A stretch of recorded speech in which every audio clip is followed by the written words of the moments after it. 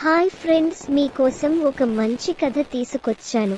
చూసి నచ్చితే ఒక లైక్, కుదిరితే ఒక కామెంట్, వీలైతే సబ్స్క్రైబ్ తప్పక చేయండి ప్లీజ్. ఇక కథ చూద్దామా? ఫ్రోజెన్. అరెండెల్లే రాజ్యం లోతైన ఫజోర్డ్ పక్కన సంతోషకరమైన ప్రదేశం. రాత్రి సమయంలో ఉత్తర దీపాలు ఆకాశాన్ని అందమైన నమూనాలలో ప్రకాశిస్తాయి. కానీ రాజు మరియు రాణి రహస్య ఆందోళన కలిగి ఉన్నారు. అతని పెద్ద కుమార్తె ఎల్సాకు అద్భుత శక్తులు ఉన్నాయి. ఆమె వేసవిలో కూడా వస్తువులను స్తంభింపజేయగలదు మరియు మంచును తయారు చేయగలదు. అతని చిన్న కుమార్తె అన్నా తన అక్కను చాలా ప్రేమిస్తుంది. ఎల్సా సృష్టించిన మంచుతో కూడిన ప్లేగ్రౌండ్లలో ఇద్దరూ కలిసి ఆడుకోవడం చాలా ఇష్టం. ఒక రాత్రి ఎల్సా యొక్క మాయాజాలం అనుకోకుండా ఆనను బాధిస్తుంది. రాజు మరియు రాణి మాయా సహాయం కోసం అమ్మాయిలను ట్రోల్ రాజ్యానికి తీసుకువెళతారు. ఆన బాగానే ఉంటుంది అంటూ ట్రోల్ చెప్పాడు. ఎల్సా శక్తులు బలపడతాయని, కాబట్టి ఆమె వాటిని నియంత్రించడం నేర్చుకోవాలని కూడా తను సలహా ఇచ్చాడు. అరెండెల్లెలో తిరిగి ఎల్సా అన్ని సమయాల్లో తన అధికారాలను నియంత్రించడానికి కష్టపడింది. తన చెల్లెలిని కాపాడుకోవడానికి ఆనకు దూరంగా ఉండాలని నిర్ణయించుకున్నాడు. ట్రోలు ఆన జ్ఞాపకాలను మార్చేశాయి, కాబట్టి ఆమె ఎల్సా యొక్క మ్యాజిక్ను గుర్తుంచుకోలేదు. ఎల్సా తనతో ఏమీ చేయకూడదని ఆమె ఆలోచిస్తూ పెరిగింది. ఎల్సా రాణిగా పట్టాభిషేకం చేసే సమయానికి ఇద్దరు సోదరీమణులకు ఒకరికొకరు తెలియదు. ఆన ఒంటరిగా పెరిగింది. ఎల్సా పట్టాభిషేకం రోజున ఆమె అందమైన ప్రిన్స్ హన్స్ను కలవడం చాలా సంతోషంగా ఉంది. ఆన మరియు హన్స్ వెంటనే ఒకరితో ఒకరు ప్రేమలో పడతారు. పట్టాభిషేక పార్టీలో వారు రాత్రంతా నృత్యం మరియు మాట్లాడుకున్నారు. హన్స్ తనను వీలైనంత త్వరగా పెళ్లి చేసుకోవాలని ఆన ఎల్సాతో చెప్పింది. ఇప్పుడే పరిచయమైన వ్యక్తిని ఎలా పెళ్లి చేసుకోగలవు? ఎల్సా కోపంగా చెప్పింది. ఆన వాదించింది, నేను ఇకపై ఇలా జీవించలేను. అప్పుడు ఎల్సా కలత చెందింది మరియు ఆమె చేతిలో నుండి మంచు గాలి వచ్చింది. అందరి ముందు తన రహస్యం బయటపడిందని భయపడి, ఆమె ఎవరినైనా బాధపెడుతుందనే భయంతో ఎల్సా పారిపోయింది. పరిగెడుతున్న కొద్దీ తన వెనుక అంతా స్తంభించిపోయింది. ఎల్సా పర్వతాలను అధిరోహించిన తర్వాత ఆమె శాంతించింది. ఒంటరిగా ఆమె మొదటిసారిగా తన శక్తులను విప్పగలదు.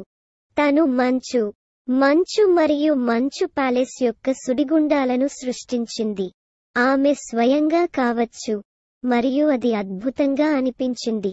ఇంతలో ఎల్సా చాలా సంవత్సరాలుగా దూరంగా ఉండటానికి కారణం తన మాయను దాచవలసి వచ్చిందని ఆన గ్రహిస్తుంది. ఆన ఎల్సాను అనుసరించాలని నిర్ణయించుకుంది, ఎందుకంటే ఆమె రహస్యాన్ని బహిర్గతం చేయడంతో వారు కలిసి జీవించగలరు. ఆన పర్వతం వైపు కదిలింది. అప్పుడు తన గుర్రం తనని మంచులోకి విసిరింది. అదృష్టవశాత్తు తనికి ఆశ్రయం దొరికింది. లోపల అన్నా మంచుతో కప్పబడిన యువకుడిని కనుగొంటుంది. అతను మంచు కట్టర్గా పని చేస్తున్నందున మరియు వేసవి మధ్యలో మంచు తుఫాను అతని వ్యాపారాన్ని నాశనం చేస్తున్నందున అతను చిరాకు పడ్డాడు. తుఫాను ఎక్కడ నుండి వస్తుందో అతనికి తెలుసు. అతను ఆమెను ఎల్సా వద్దకు తీసుకెళ్లగలడని అర్థం.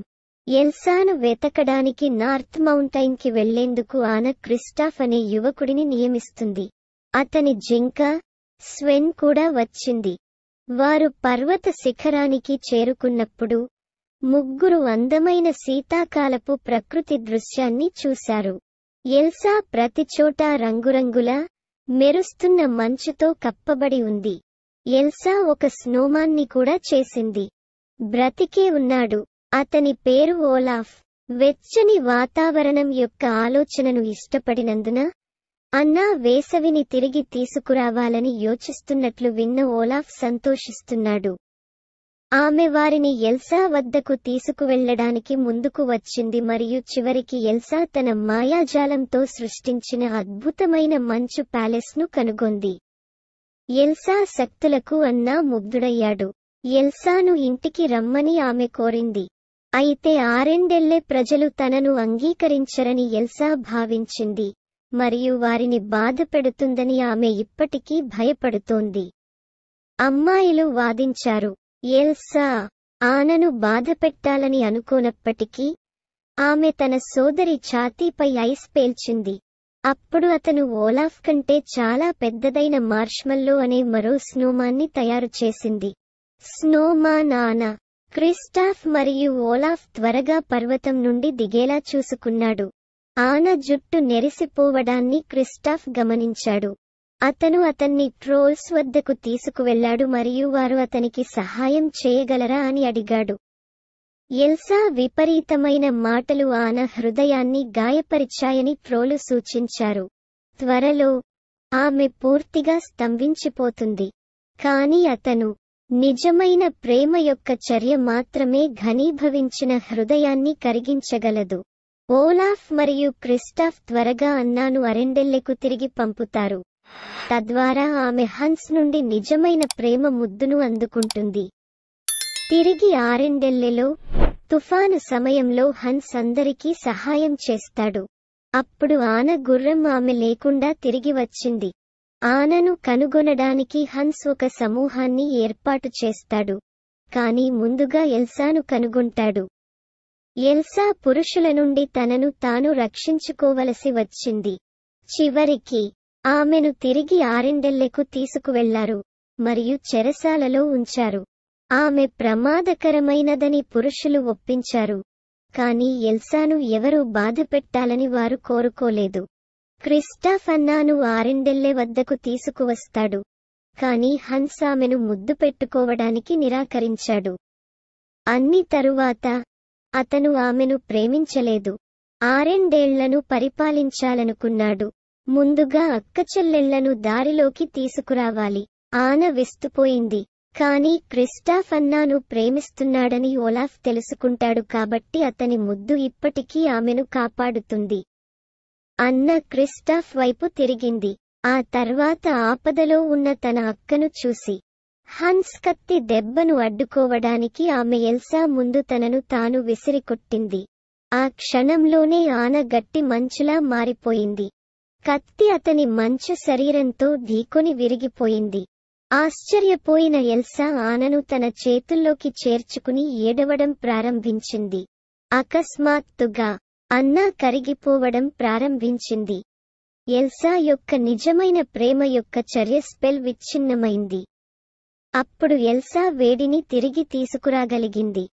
సోదరీమణులు కౌగిలించుకొని ఒకరినొకరు ప్రేమించుకుంటామని హామీ ఇచ్చారు. ఆరెండెల్లె ప్రజలు ఎల్సా ఇంటికి స్వాగతం పలికారు. క్రిస్టాఫ్ ఆరెండెల్లెలో ఉండిపోయాడు మరియు ఓలాఫ్ కూడా అలాగే ఉన్నాడు. అతనిని చల్లగా ఉంచడానికి ఒక చిన్న శీతాకాలపు మేఘం సహాయంతో.